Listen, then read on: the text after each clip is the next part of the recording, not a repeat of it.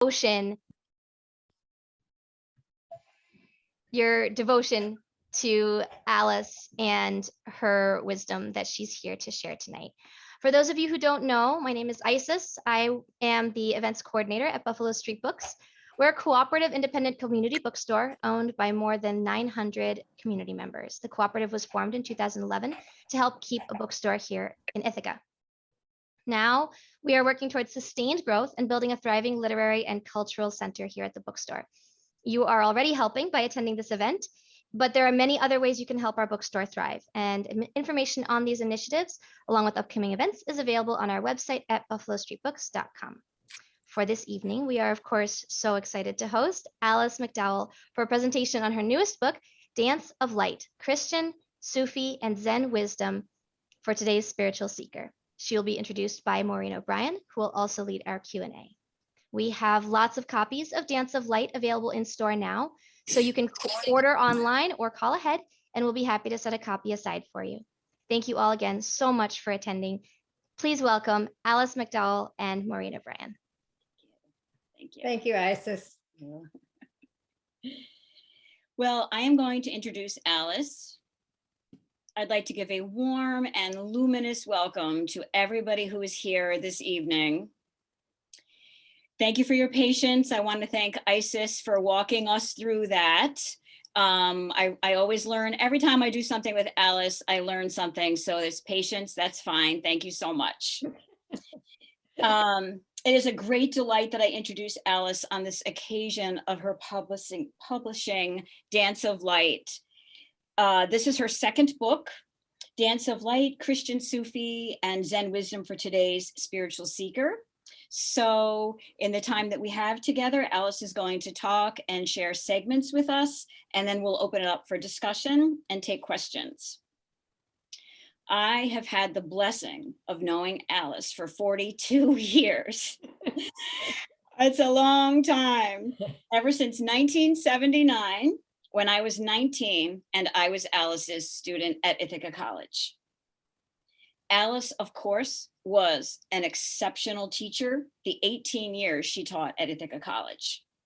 She left the formal academic world behind to co-found Light on the Hill Retreat Center with her husband, Larry, in 1991, and in 1998 also founded the Hidden Treasure Program, a 3-year training in personal growth.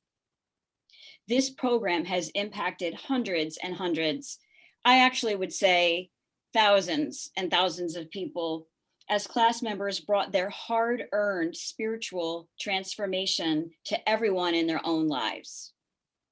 Alice's work has brightened the world exponentially.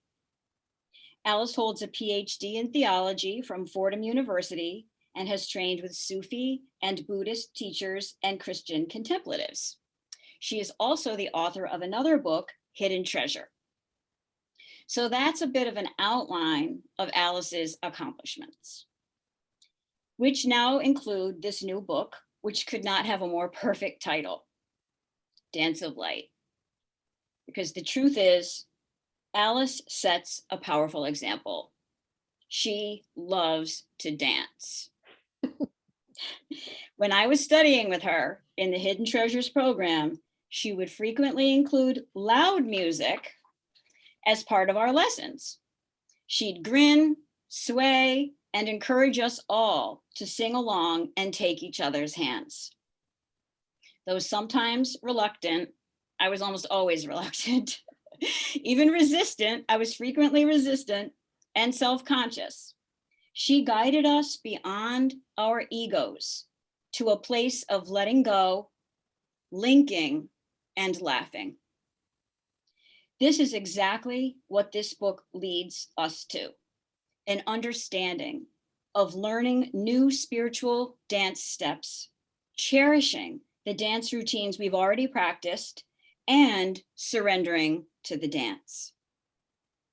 It's no coincidence that one of her favorite songs to dance to is the Beatles' Here Comes the Sun.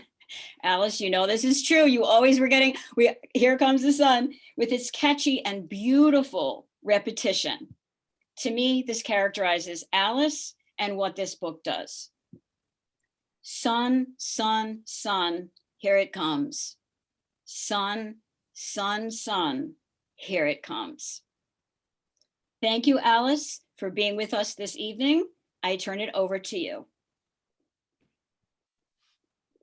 Thank you, Maureen. She and I go back so far, and we've had so much fun. And you didn't say, but implied that you were in the Hidden Treasure class too. That's where we connected again. Yes. And have shared each other with our books. Maureen has written a number of books. The last one I loved, which was about the Psalms, taking refuge in the song, What Was Lost. And you're writing one now, right? Yes, I am. I'm working on it now. That's great. Thank you. So I wanted to see everybody's faces, and I got my wish, even though there were a lot of technical difficulties. So one of the best part, and I appreciate everybody coming. And as I said before, maybe some of you didn't get it, but some people I haven't heard from in a long time, and you're here, and other people I don't know at all. And I just want to welcome you all to this program. One of the best aspects of writing a book is happening right now. It's seeing all of you, it's feeling your support after a lot of solitary activity, a lot of frustration at times. And so I'm just so grateful that this is happening right now. Early in teaching at Ithaca College, I came across Evelyn Underhill's book on mysticism, on Christian mysticism. And she explained the stages of the spiritual journey. I thought that was really interesting. And then I came across Philip Kaplow's 3 Pillars of Zen. And in the appendix was the 10 ox herding pictures. And I said, wow, these are very similar to Evelyn Underhill's. So that started me in this exploration, but I got sidetracked a little bit by, as Maureen said, founding Light on the Hill. I thought I would write a book, and I kept saying, I keep building buildings and not writing a book. But finally, a book has come. This is the second one. So I got to do that as well. Now, what are these stages? And I'll say them briefly. There's feeling lost, finding the way, awakening, purification or detachment, illumination, dark night of the soul, and unitary consciousness. And I'm going to jump right into the purification process because I think it is the most important part of the journey. It's not a fun part of the journey, but we're most of the time working through stuff in the purification stage. Now, what is this stage? It's a stage of self-simplification, of letting go of all that doesn't serve us, letting go of who we think we are, a lot of debris, a lot of covering up of worries and anxieties and wounds and all sorts of things that need to be let go or healed in order to get at your true self. So you can see it's a very extensive and long process. Evelyn Underhill talks about 2 concepts with respect to purification. One is active and passive purgation. This is a really interesting concept. Active purgation is you work at letting go. You might go see a therapist to help heal your issues. You might take up meditation to get at the core of who you are. That's active. Then there's passive purgation. Passive purgation is it happens to you. And this you might not think is part of the purification process. You just might wonder, why is this happening to me? But when you look at it, it might not be all the time, but when you look at it, you say, oh, so if somebody says to attach to their possessions, there might be a fire. If somebody is to attach to their relationships, that might have to go in some way. The person leaves. And that would be passive. You don't want them to leave, but they leave. So some is active and some is passive. Another concept in purification is detachment. We might think detachment means getting rid of or letting go. And that's not how Underhill defines it. She defines it as right relationship to. That you have the right relationship to things. I mean, you might be addicted to food, but you can't let go totally of food. You have to have the right relationship with it. It's the same with sleep, work, relationships, even spirituality. It has to have a right relationship to. So those two ideas, I think, are really, really important. So I'd like to start a little bit of reading from my book. And the first one has to do with the right relationship to your self-identities.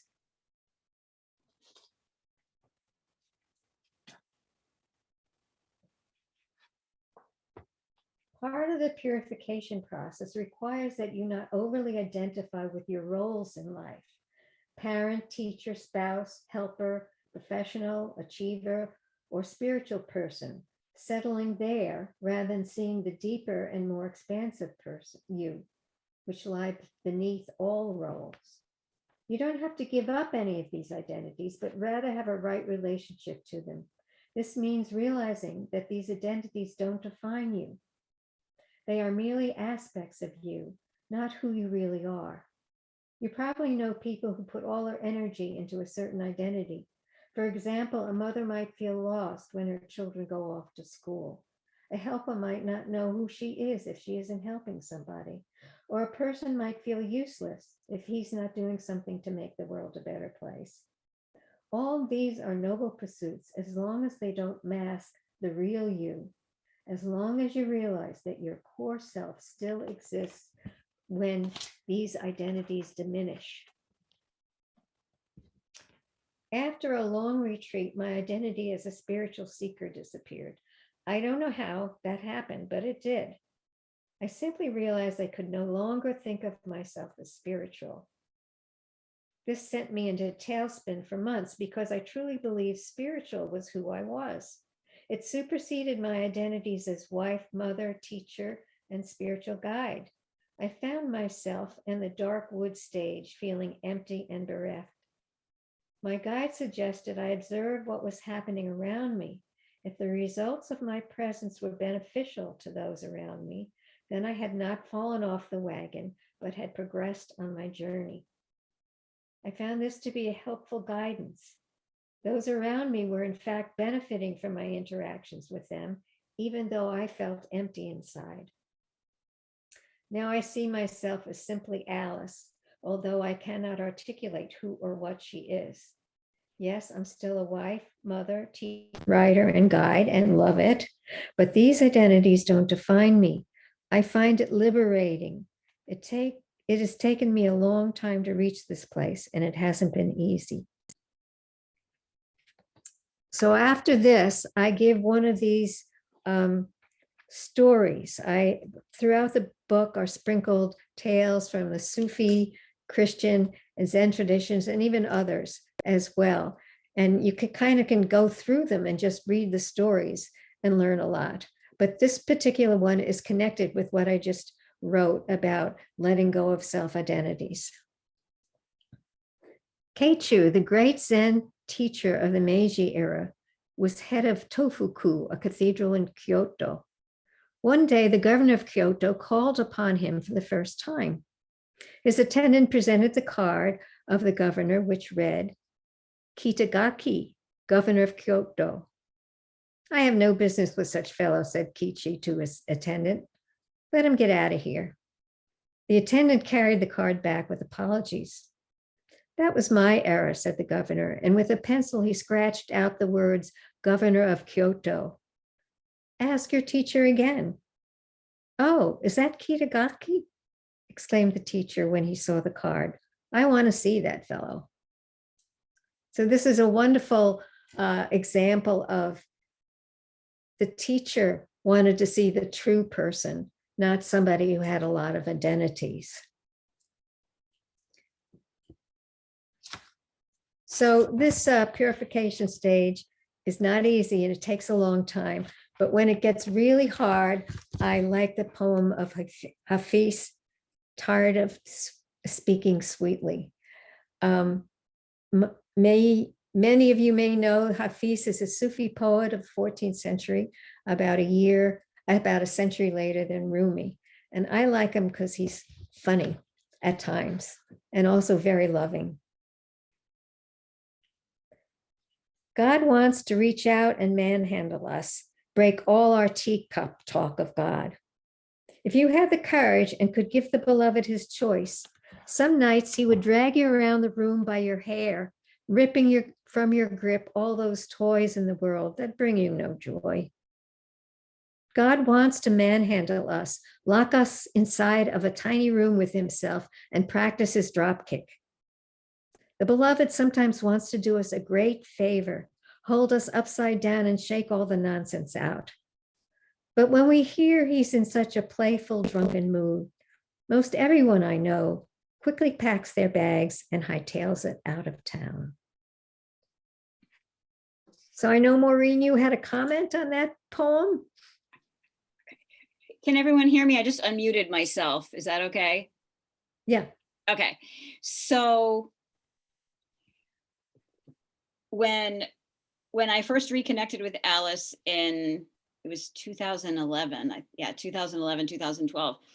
And Alice and I, as writers together now, so my book, What Was Lost? Seeking Refuge in the Psalms, was basically about really when my life fell completely apart. So I had not seen Alice in quite a while, and I just was sort of guided to call her. And she, Alice has that, her beautiful voice. She picks up the phone, Light on the Hill. And I was sobbing and telling her all these horrible things that had been happening for years. And it was quite like, it really was a lot of trauma. So Alice, we agreed I was going to come to Light on the Hill, and Alice said, I would like to read you a poem. I said, okay, I'm crying and wiping my tears away. She read me that poem, and I was laughing and crying at the same time and thinking, I cannot believe Alice is even saying this to me, because it was so direct. Nobody in my life had said something that direct to me, that maybe there was a reason why all this stuff was happening. And so she got done reading the poem, and I was like crying a little bit. And then Alice said, I think God might be practicing his drop kick on you. And I was just like, I think you might be right, but I didn't want to admit it. And I've loved that poem ever since. And I am a huge Hafiz fan ever since then. I love him so much, but it's a tough road. But when you have support and you have a community, or you find community, or you have a spiritual director like what Alice is, for so many of us, it certainly helps you find your way through, which is really one of the points of Dance of Light. Really, the main point is, how do we navigate through these spaces? All right, well, I'm glad you like the poem, Maureen. I do too. It's one of my favorites. So luckily, we're not stuck in this purification stage. There's just like the clouds and the sun come and go. So we move into other stages as well. Illumination, the next one, or awakening, or the dark night. And this is the dance between. It's a lot of stage hopping that goes on. So the next stage is that of illumination. And I'm trying to find the next page. So illumination is one of these wonderful places, experiences of light.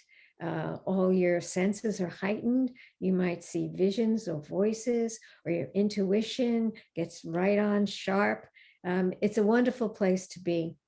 And it can happen at any time to any person. And some people who've been following the spiritual path for many years don't have this experience. It's not the be all and end all. It's purification is really more important. But let me read to you somebody where it was a spontaneous experience. I was a girl of 15 or 16. I was in the kitchen toasting bread for tea, and suddenly on a dark November afternoon, the whole place was flooded with light.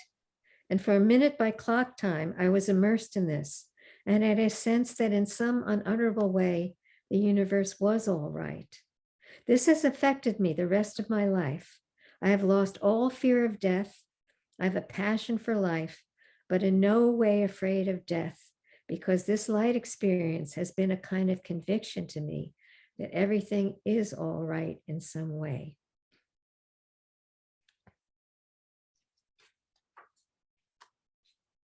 I see our time is going on, so I'll read another part of illumination. Well, I might as well go a little bit further. Anyway, one of the interesting things to me is the accounts of light radiating from a person. It's both in the Hebrew and Christian scriptures. Moses came down from Mount Sinai with the 2 tablets of testimony in his hand. The skin of his face shone because he had been talking with God. And in the Christian scriptures, 3 of the apostles witnessed light emanating from Jesus, whose face shone like the sun and his garments became white as light. But the one I love the most is from the 19th century Russian Orthodox tradition of a disciple of Saint Seraphim of Sarov. His teacher had so much light that he said, "I can't look at you, Father. Your eyes flash lightning. Your face is more dazzling than the sun, and it hurts my eyes to look at you." After Seraphim began to pray, the disciple discovered he was able to look at him. I looked and was seized with a pious fear.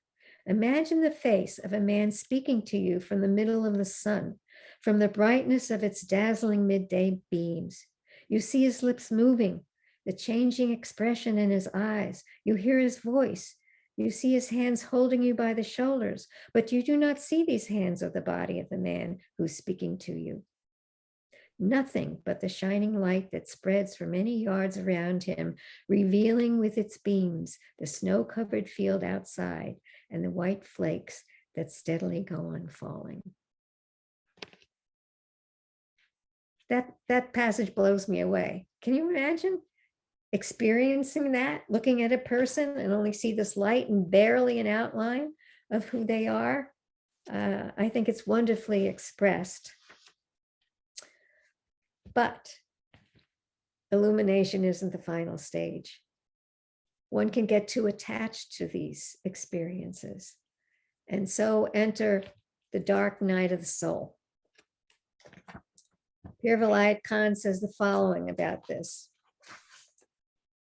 There can be no rebirth without the dark night of the soul, a total annihilation of all that you believed in and thought who you were. Yikes. In the shamanic tradition, they call it dismemberment. So this is a very, very difficult stage. Luckily, you have to have been traveling or in this illumination stage for a while before this comes. This is after most of the stuff has been, let go of, but there's some remaining attachments. So what are they? And I'll read them because you might recognize yourself in these. You might be too attached to experiences of light, mistaking them for ultimate reality itself. You might have a secret pride or smug satisfaction in your spiritual accomplishments, thinking you are better and further along the journey than others. You might want to be the star pupil of your teacher. You might identify yourself secretly as the most spiritual advanced in your community and be upset if someone else takes that role. You might relish telling others about your spiritual experiences. You might find you want to control or fix what's happening in your life rather than hand it over to the great mystery. All of these indicate your ego is very much in play. So then the dark night, everything goes. There's no feelings, there's no emotions, there's no visual, everything seems sort of gray. And what you felt before, presences, experience of the divine, is just gone. And I was going to read, let me just see what I was going to read to you about this.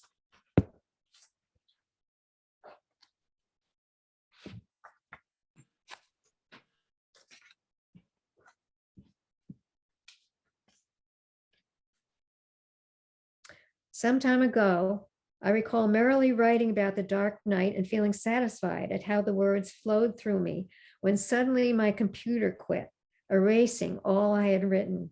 No pop-up window asking if I wanted to save my entries. The computer simply shut down. At first, I got angry, believing I would never recapture what I'd written, and I don't think I really did. But then I had to laugh because this occurrence was such a great metaphor for the dark night of the soul. Everything quits. But luckily, we don't stay there long. You won't go into the unitive state. And that's called enlightenment, the end of the cycle of rebirths. What else? Abiding awakening, all different names, but similar to an experience of this unitive consciousness. And you might think, oh, I want to become enlightened because then I'll feel better and I'll, no more challenges for me, no more sorrow, anything else. None of that is true. The great masters even experience very difficult, challenging situations. So what good is it to reach this particular stage? And I think Gangaji, an American contemporary spiritual teacher, she says the following: moments of discomfort and unhappiness come, but those moments are always on an ocean of peace. The moments pass, but the ocean of love and peace doesn't go anywhere. I know it to be bottomless, endless, limitedless. I know it to be who I am. So that's it. Yes, you still feel all those things like the waves on the ocean, but underneath it all, you're very much continually in touch with this underlying peace and expansiveness. So that's what the end goal really is. And then it's how you appear in the world.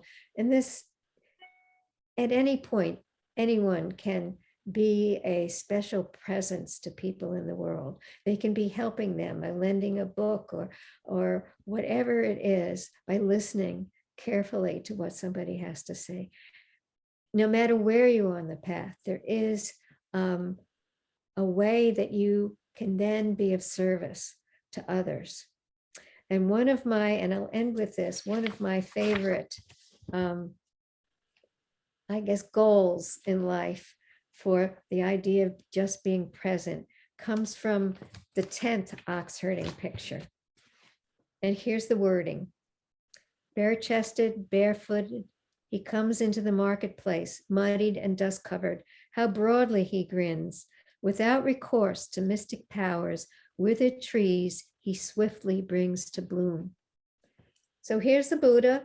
He's going market, got a gourd on his back, just shopping. But as he walks into town, his whole environment transforms.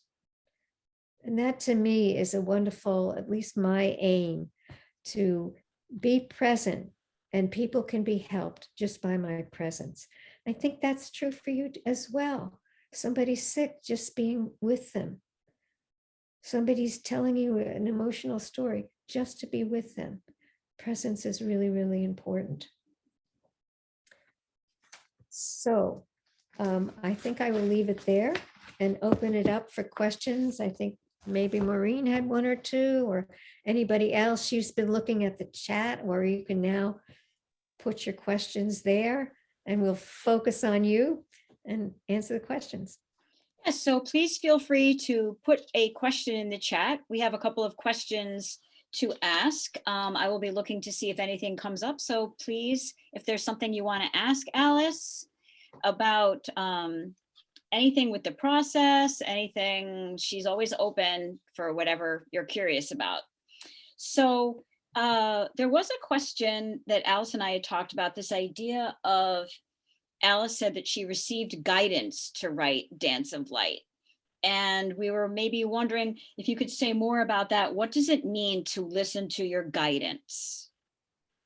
And how did you experience that? Okay.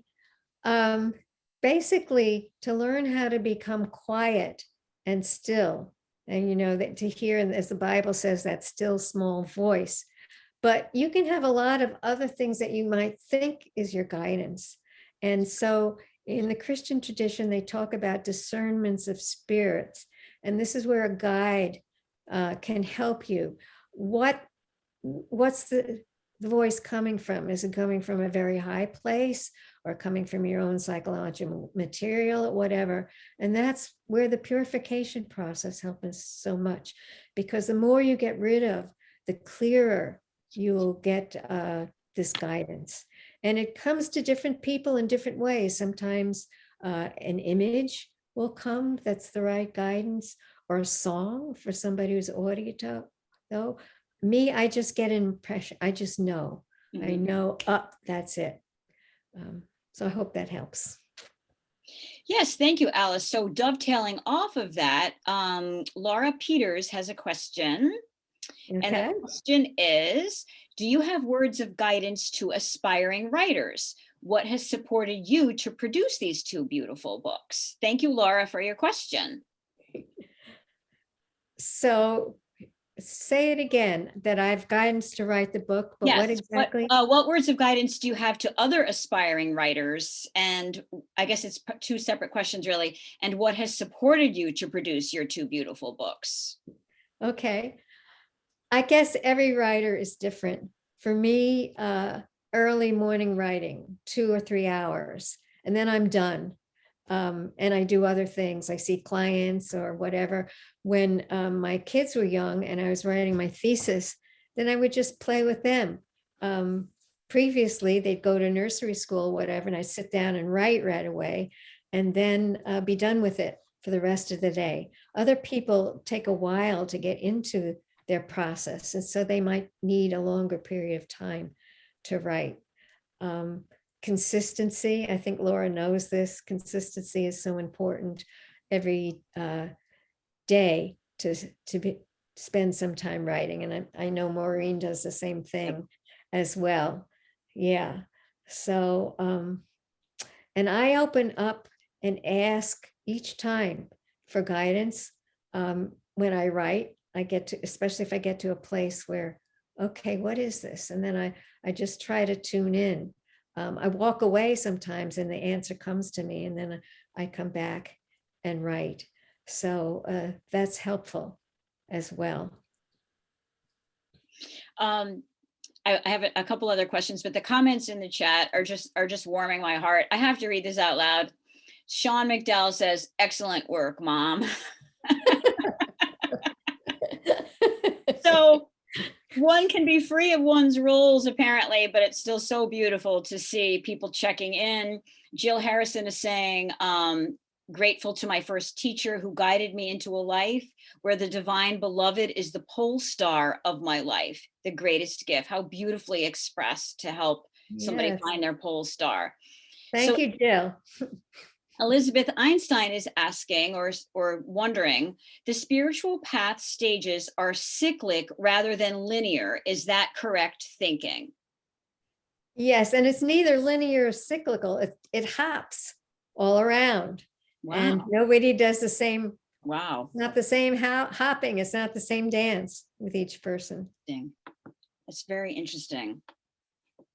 So did you want to share something, Alice? We had talked about the idea of the footnotes in the book. What challenges did you face writing the book? And I there's 279 footnotes in this book. Now that's a lot of footnotes, I think. And I loved it because it's such a treasure trove of where you can look and recommendations, and it's so grounded in that way. So do you want to say a little bit about how the journey for you of how the footnotes got included into a book where it's very accessible and conversational and you have a relationship with the reader? What was your journey with your footnotes?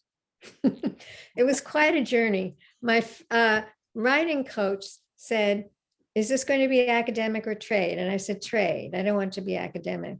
And she said, "Well, you don't need that footnotes. You just give the name and the book that it's in."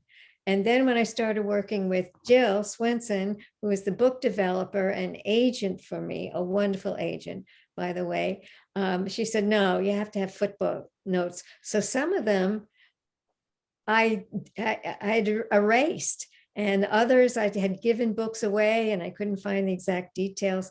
So she and I did a lot with those footnotes, but I have two stories to tell about those.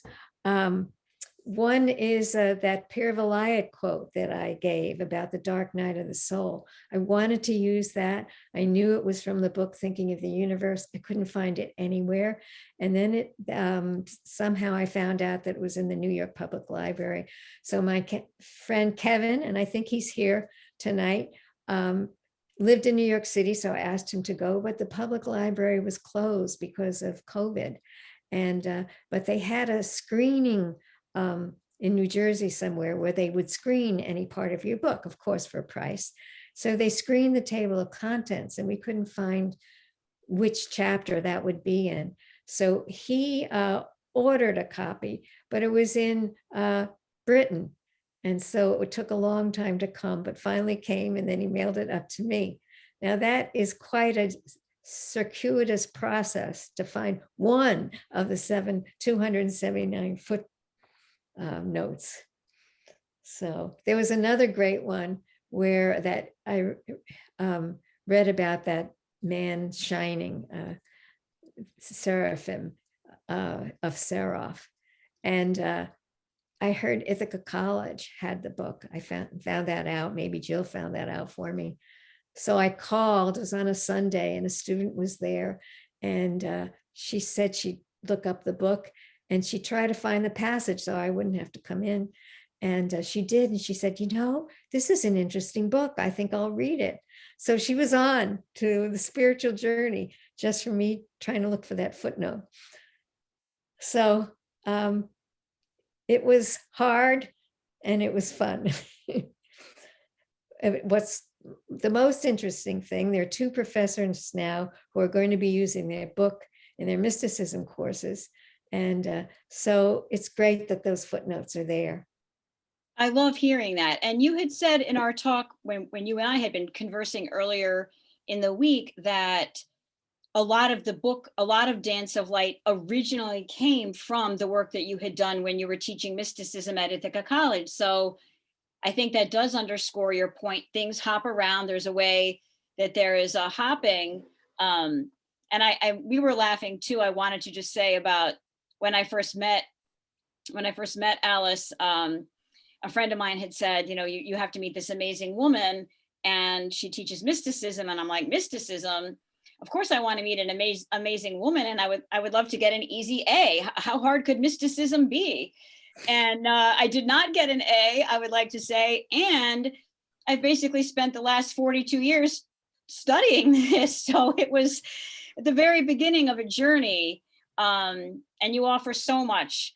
I want to say one of the comments, Paige Morgan said, "Alice, you saved my life. Thank you. You continue to be a shining light." So many of us feel that way about you, Alice. Mary Gilliland would like to know what is on your horizon. I'm sorry, I didn't mean to cut off Paige's comment either. I'm sorry, Paige, I went a little fast there. I apologize. Thank you so much, Paige. That's beautiful. Thank you, Paige. So Alice, Mary Gilliland would like to know what is on your horizon. I'm not sure. I will be doing some marketing for the book, podcasts, and hopefully in person, maybe this summer, to do that. I have a blog or two in mind, but I always just wait. Basically, wait for the guidance, wait to be moved. So I'm not sure what I'm going to be doing in the future.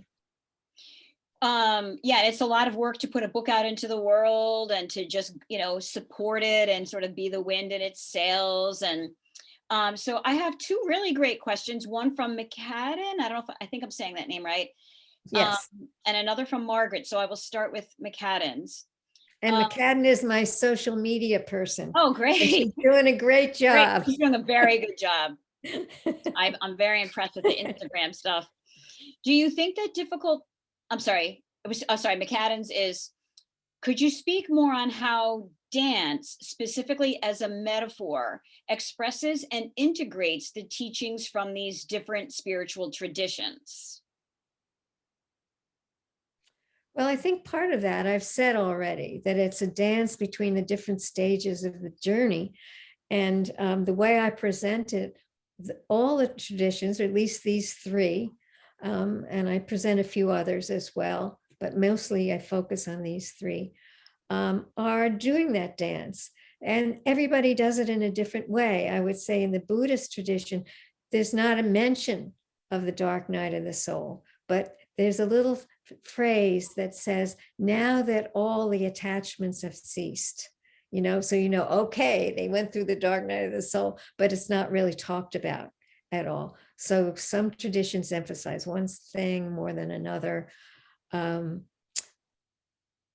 like the idea of a dance, even the name. That was one of the difficulties, coming up with the name of the book. And my family got together over Thanksgiving, and they worked on it. And there was 3 generations of trying to come up. They came up with dimensions of light. And then another friend of mine, Lynn, she gave a stream of consciousness. And we both said, dance of light, that's it. It's very intuitive, McCadden, of why I chose a dance. The last chapter talks about where you are on the dance, and that you don't have to worry about what other people are doing or dancing. It's just where you are in the present moment doing the dance of life. I love it. It's so beautiful. So Margaret, I love this question. This is from Margaret Nichols in Ithaca. Do you think that difficult times like this pandemic have helped people in their spiritual growth or hindered them, or both, some of each depending on the person? To me, that's a very interesting question. What do you think, Alice? Well, I think that last part is correct. For some people, it's been a tailspin. I've looked at it, especially when we were all isolated, like a big retreat. And when you're on retreat, your stuff comes up. You got to look at it because there's no escape. And I think that happened to many, many people. I think introverts generally really liked it. I wrote my book during that time, and others felt they had more time to meditate, more time to read what they wanted to read, and that was encouragement. All maybe the spiritual journey, but I think some people got so depressed that it really didn't help them at all. Yeah. So I think this question also might dovetail. This is from Vito from Janet's iPad. On page. Hi. People are popping in. Everything's happening. There's a lot going on here in the chat. Good.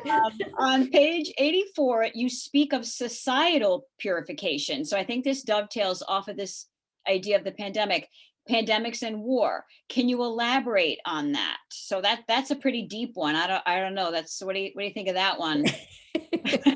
Well, I tried to answer that in the book as much as I can, that growth comes after disintegration. And it happened in World War I and the Spanish flu. It happened after World War II. And I explained exactly what happened to society after those things. And there are teachers who say today that this particular difficult time that we're going through is like the caterpillar becoming mush before it becomes a butterfly.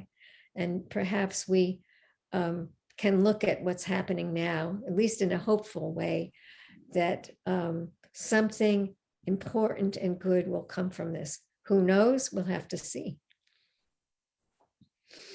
I know that's a lot. I'm sure, I'm guessing as a spiritual director and the work that you do, that's been coming up a lot, because there's so much confusion and hunger and disorientation right now. So these questions, I think, are quite beautiful and timely.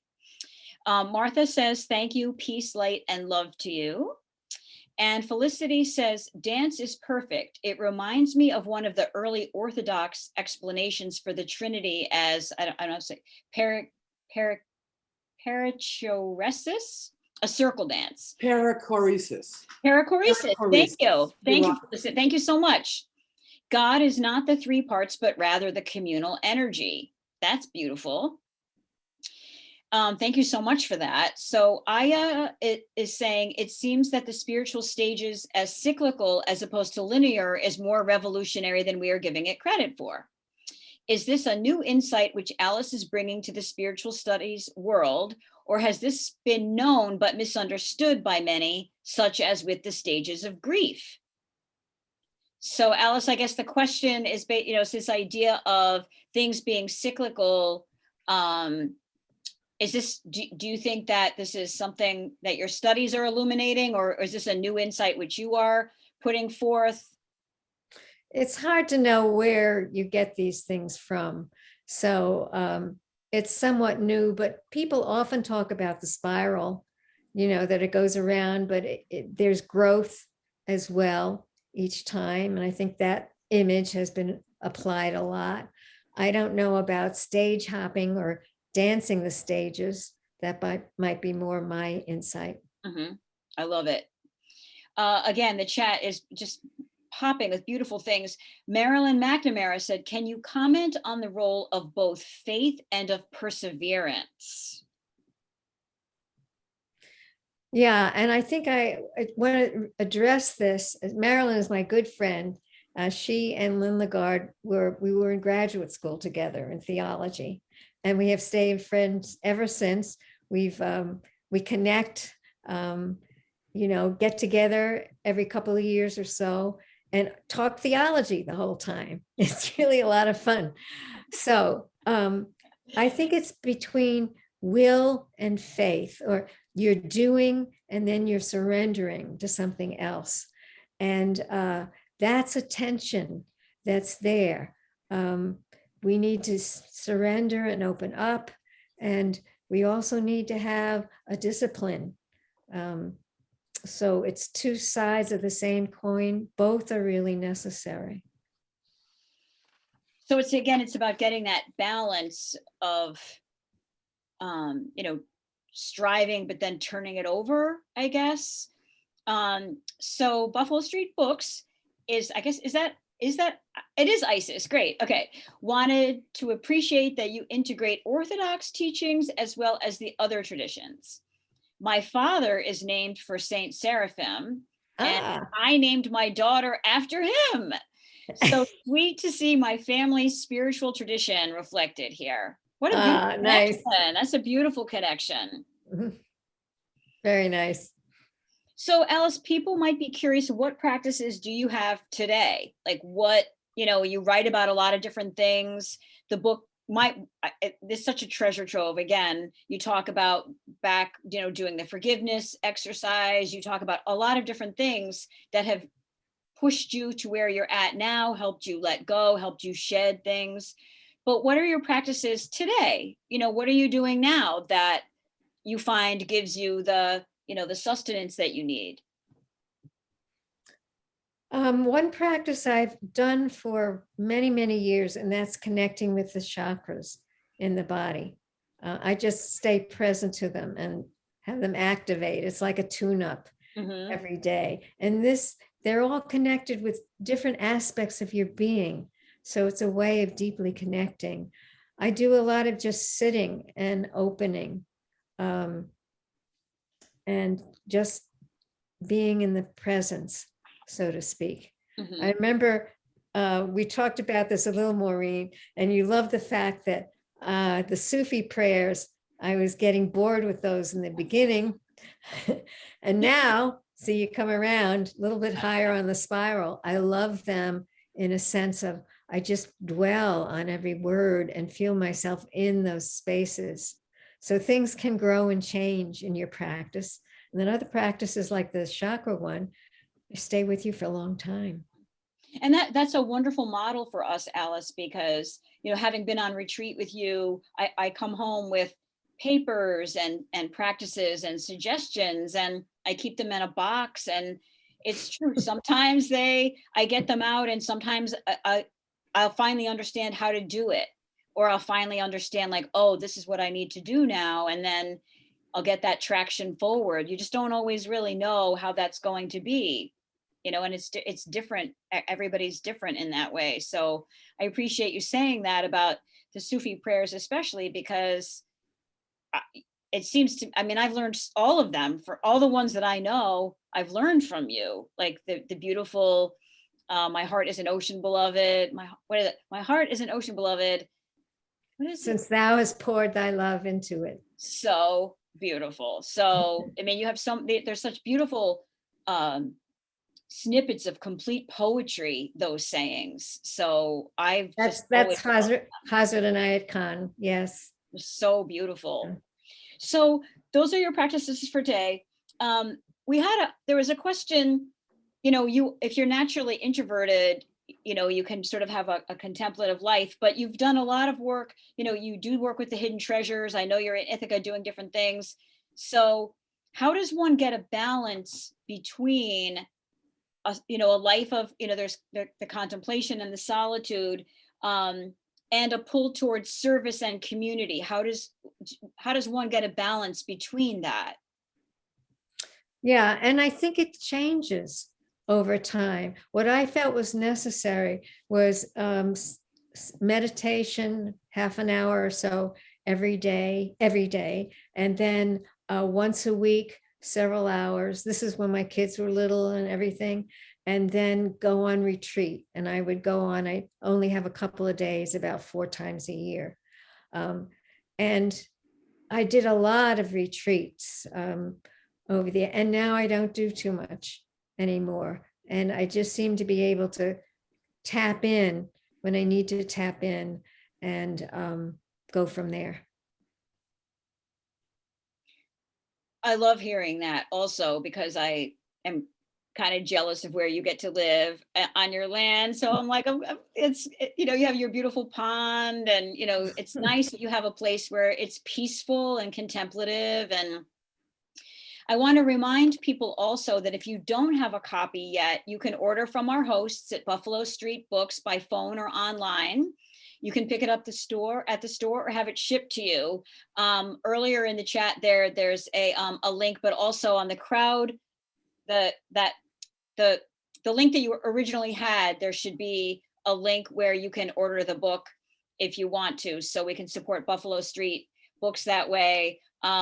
Somebody had also said that there had been a review on Amazon that somebody had said they got the Kindle edition and then had to rethink getting the Kindle edition because they wanted to have the hard copy, which, as you can see, mine is already starting to look used because it's such a beautiful source. So of course, people love to read on their Kindle. But if you are also somebody who might want to use it as a source to take notes and underline and just follow it, I do recommend the hard copy, because it was the same thing with Alice's other book. It's quite dog-eared for me at this point. So I have a question from Bernadette. Can you say anything about how it is possible to have a unity experience and have it not last? The feeling of falling from grace. Ooh. Yeah. Well, that's the difference between intermittent awakening, as Adyashanti says, and permanent awakening. So yes, you can tap into those experiences of unity and that, but then you pop out again. The unitive state itself, that there's no more oscillations. It's just you're there. all the time. You sense, as that place that I read, an underlying peace and underlying love that's there all the time. So that takes quite some doing, because most of us aren't in that permanent state yet. Yes, thank you so much for that. So the unity experience, very interesting, the feeling of falling from grace. Felicity shared in our chat that she was the one who had the Kindle version and then went to get the hard copy. So the person amongst us has that. So there's also a link from Buffalo Street in here again for you to buy the book. And I think that's about all our questions so far. Please feel free to put any other lasting questions. This chat has been so beautiful, so rich, and you can hear, Alice, how your book is touching people and helping people get traction forward. I want to read it afterwards, yes. Yeah, you should definitely and Buffalo Street Books, I didn't have to pay for this. They did it all for free. So I'd like to underscore using that bookstore as well. Oh, so I'm going to answer this. Somebody had said, why is the hard copy better than the Kindle? I was just recommending, for me personally, that maybe because I like the tactile part, just like old school nerd. Because I like to be able to underline things and then keep it with my other books during my morning meditation. So that was why I had recommended personally, I found the hard copy working. So. And I just want to say, whatever works for you. And yeah. I just want to get that information out. Right. So it doesn't matter what form it's in. No, it's true. I agree with that. I had just been, talking about Felicity saying like, okay, but yes, if the Kindle version works for you, and that means that you can take your Kindle, pop it into your pocketbook and have it with you at all times with all the other books that you're reading, that's perfect. So we have Felicity, and then Peter Fortunato has a question. So. And I think we'll end it there because we've gone past our time. Okay, so Peter, why don't we we'll take Peter's question. What would you say about the relationship between working on one's psychology and taking the path as a mystical seeker, the connection there? I think the psychology happens a lot in the purification stage. And I think spirituality is bigger. You might say psychology is a subset of spirituality. But that's where I would place it. I don't know if he wants a follow-up of that, whether I really answered that question. Did I, Peter? Did I answer that question for you? It's a good one. Can I just jump in there? Yeah. Yeah. So there are people who have spiritual aspirations, but they have a lot of obstacles, or we might say obscurations in Buddhist terminology, that are of a psychological origin, and it can be disorienting to them to take the mystical path unless they have worked with some of their psychological issues. Conversely, some people have the illusion, well, if I take a spiritual path, then I won't have to deal with my psychology. Yes. So that's my observation, but I wonder, Alice, if you wanted to say anything more about that. Well, the last part, you're talking about the spiritual bypass, where, everything's wonderful and beautiful and everything. But I think spending that time on purification, as I did this evening, says that's not where it's at. You really have to go through a lot of shedding of all of that stuff. And what was the first part? Psychology is that some people, basically their psychological issues might be holding them up, or they might become obstacles to them. Yeah. Yes. And that needs the purification, that needs healing and help. Yes. And they might not think sometimes that their issues are there They might even sometimes think they're doing spiritual work when it's really not the issues. I know sometimes they'll say, well, my guidance told me to do this, when that wasn't true at all. It was really that they didn't want to do it. And so they put off on the spiritual. So they speak spiritual speak, but it's really coming from their own psychology. Yeah, very true. So I'm going to close with one of your quotes that you use, Alice, from John of the Cross. And I think this is such a beautiful, it's at the ending of your book, this idea of surprise after surprise and the abundance that can be found in the spiritual life. So this is from John of the Cross, Spiritual Canticle.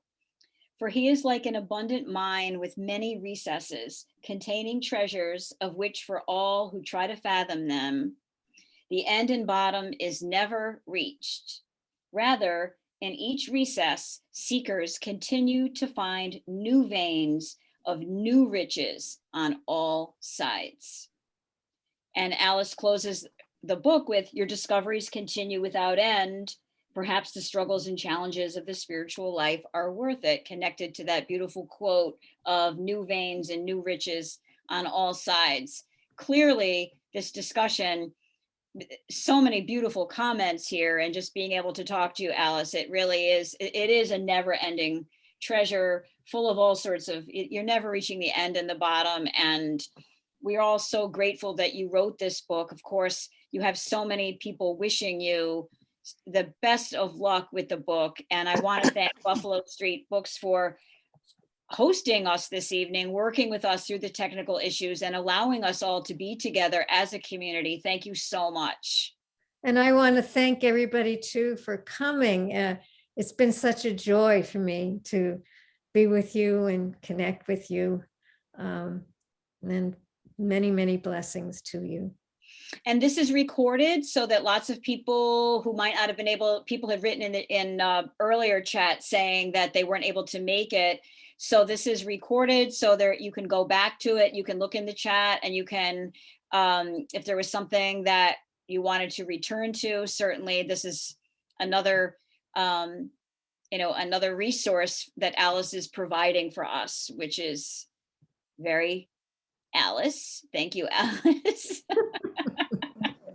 And on that technical note, Maureen, I'll just say, pardon the puppy barking in the background here.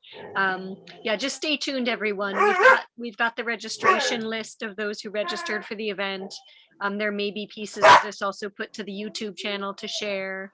And so just rest assured, it may take a little time for us to work through the technology.